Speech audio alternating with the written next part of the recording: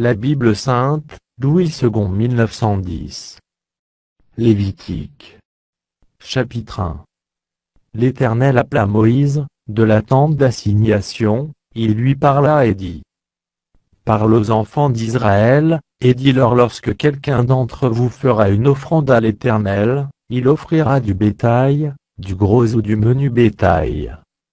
Si son offrande est un holocauste de gros bétail, il offrira un mâle sans défaut, il l'offrira à l'entrée de la tente d'assignation, devant l'Éternel, pour obtenir sa faveur.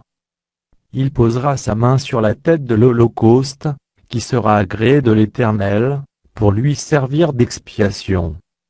Il égorgera le veau devant l'Éternel, et les sacrificateurs, fils d'Aaron, offriront le sang, et le répandront tout autour, sur l'autel qui est à l'entrée de la tente d'assignation. Il dépouillera l'holocauste, et le coupera par morceaux. Les fils du sacrificateur Aaron mettront du feu sur l'autel, et arrangeront du bois sur le feu.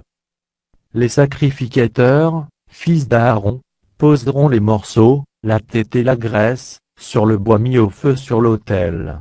Il lavera avec de l'eau les entrailles et les jambes, et le sacrificateur brûlera le tout sur l'autel. C'est un holocauste, un sacrifice consumé par le feu, d'une agréable odeur à l'Éternel.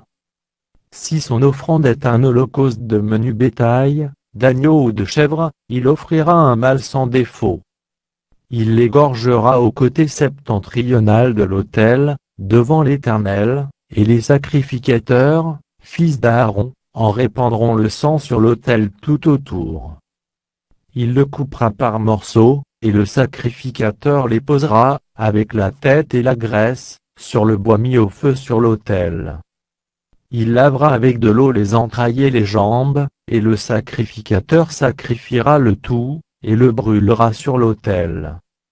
C'est un holocauste, un sacrifice consumé par le feu, d'une agréable odeur à l'Éternel. Si son offrande à l'Éternel est un holocauste d'oiseaux, il offrira des tourterelles ou de jeunes pigeons. Le sacrificateur sacrifiera l'oiseau sur l'autel, il lui ouvrira la tête avec l'ongle, et la brûlera sur l'autel, et il exprimera le sang contre un côté de l'autel. Il ôtera le jabot avec ses plumes, et le jettera près de l'autel, vers l'orient, dans le lieu où l'on met les cendres. Il déchirera les ailes, sans les détacher, et le sacrificateur brûlera l'oiseau sur l'autel, sur le bois mis au feu. C'est un holocauste, un sacrifice consumé par le feu, d'une agréable odeur à l'Éternel.